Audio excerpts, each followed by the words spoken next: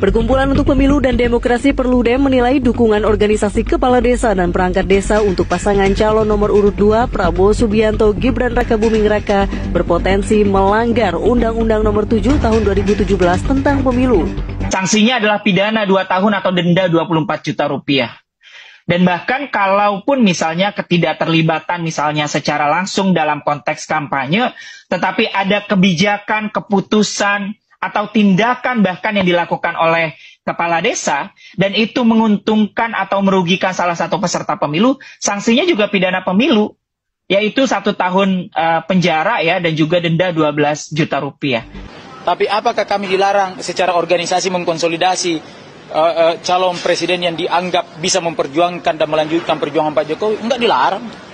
Ini bukan masalah bahwa ini organisasi, tetapi siapa yang menjadi bagian dari organisasi tersebut, yaitu orang-orang yang dilarang dilibatkan dalam aktivitas elektoral yang menyangkut kepentingan politik praktis, begitu itu. Berarti ini sudah pasti mengancam netralitas ya Mbak Titi? Sudah pasti.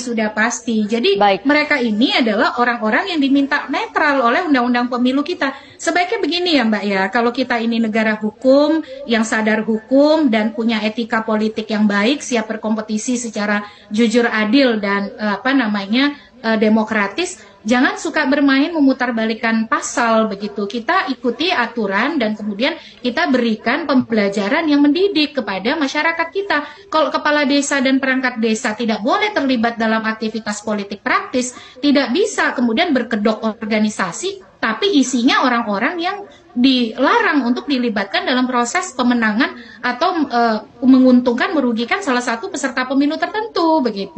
Di dalam Undang-Undang Nomor 7 Tahun 2017, tepatnya pasal 280 ayat 2 itu disebutkan bahwa pelaksana kampanye dan peserta pemilu dilarang melibatkan kepala desa dan perangkat desa.